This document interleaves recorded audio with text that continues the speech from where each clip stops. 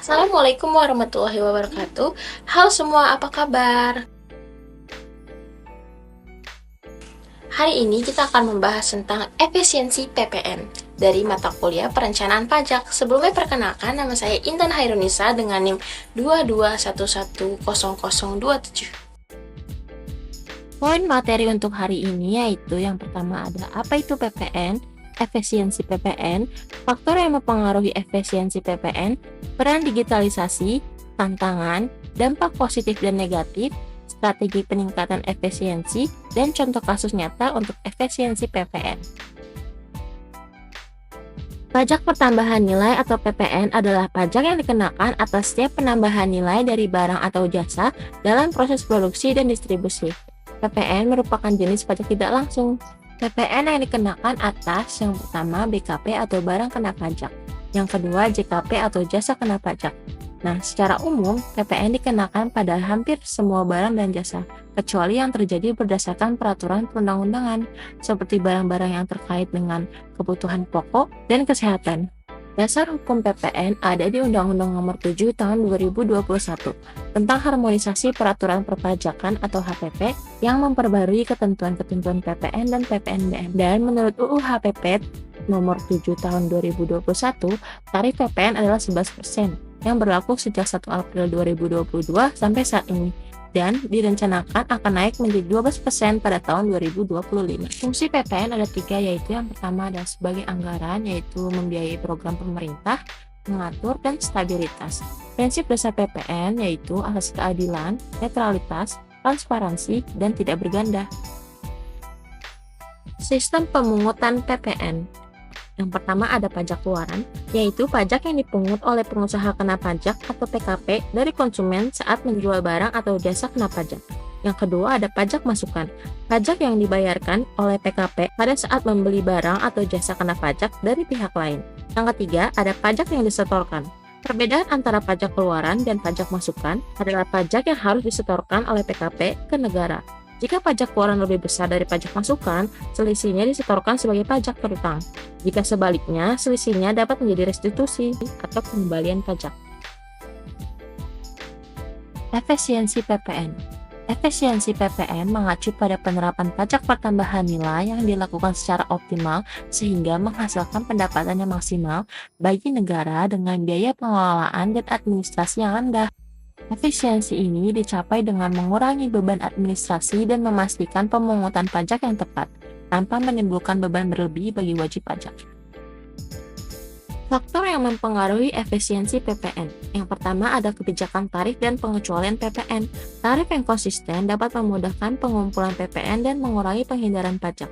Kebijakan pengecualian atau pembebasan dapat menghindari pengecualian berlebihan yang dapat membuka peluang manipulasi. Yang kedua ada sistem administrasi dan teknologi informasi. Sistem administrasi yang efektif mempermudah pelaporan, pemungutan, dan pengembalian PPN. Pemanfaatan teknologi seperti e-faktur meningkatkan efisiensi pelaporan dan pelacakan. Yang ketiga ada mekanisme kredit pajak. Kredit pajak yang efektif mencegah pajak berganda dan menurunkan beban pajak bagi pengusaha.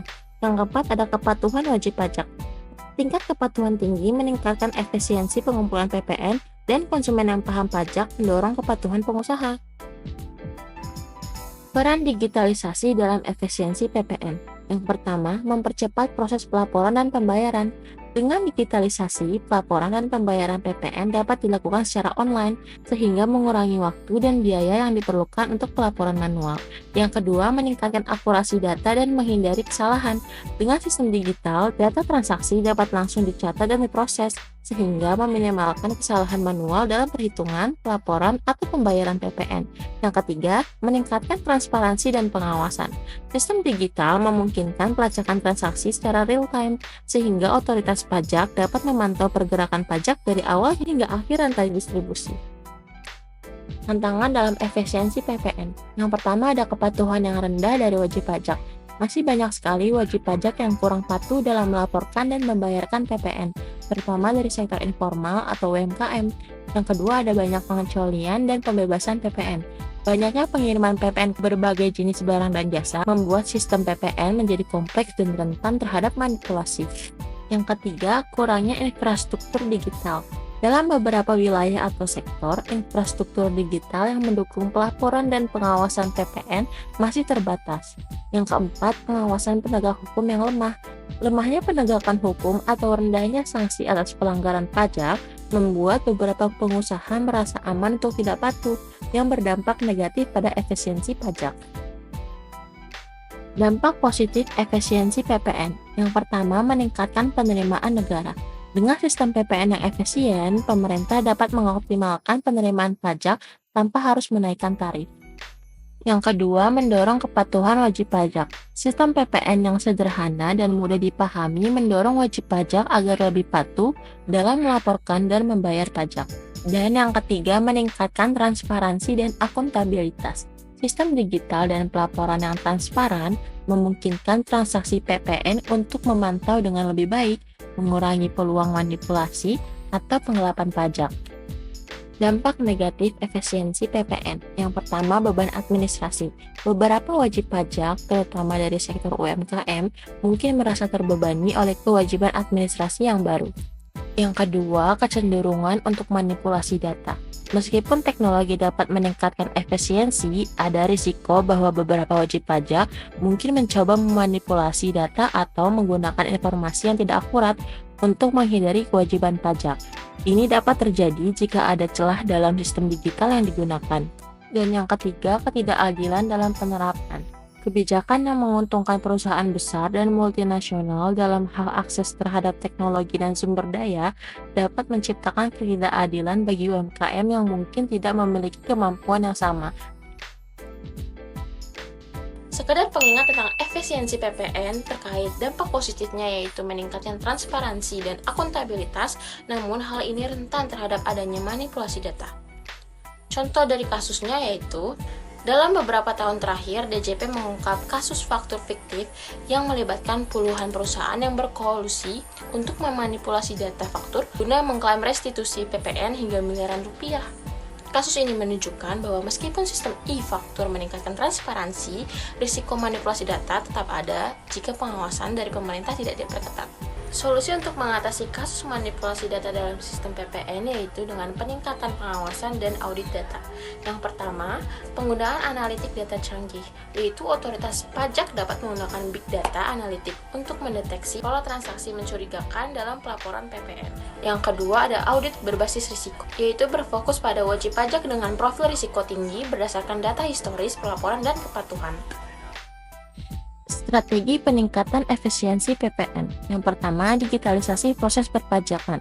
Implementasi sistem e-faktur yang efisien, memperbarui dan memperbaiki sistem e-faktur untuk memastikan kemudahan penggunaan, kecepatan, dan akurasi dalam pelaporan pajak. Memberikan pelatihan bagi wajib pajak untuk meningkatkan pemahaman mereka tentang penggunaan sistem ini.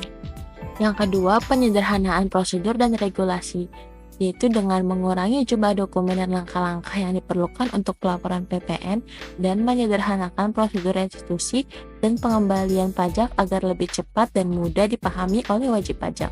Yang ketiga, peningkatan pendidikan dan sosialisasi, yaitu menyelenggarakan program pelatihan dan seminar untuk meningkatkan pemahaman wajib pajak tentang kewajiban PPN, cara menggunakan sistem laporan, dan manfaat kepatuhan.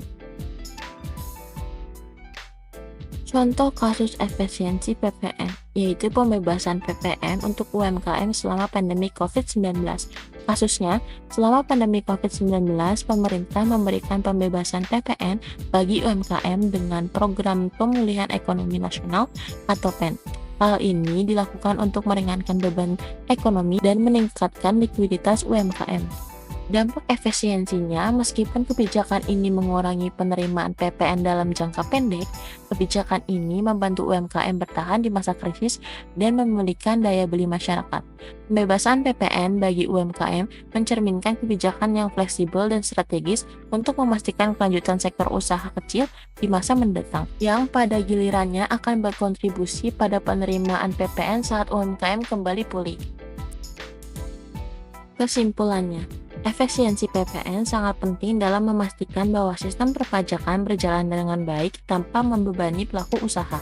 Untuk mencapainya, perusahaan harus mengelola dengan cermat kewajiban PPN keluaran dan masukan, memanfaatkan fasilitas pengkreditan pajak, serta menggunakan teknologi untuk mempermudah proses administrasi. Dalam sektor-sektor yang kompleks seperti retail atau konstruksi, pengelolaan yang tepat dapat mengurangi kesalahan perhitungan dan memastikan kepatuhan pajak yang lebih baik. Oleh karena itu, perusahaan perlu memiliki sistem terintegritas, prosedur yang jelas, dan pelaporan yang tepat waktu untuk mengoptimalkan efisiensi pengelolaan PPN, serta menghindari pembayaran pajak yang berlebihan atau denda akibat kesalahan administrasi.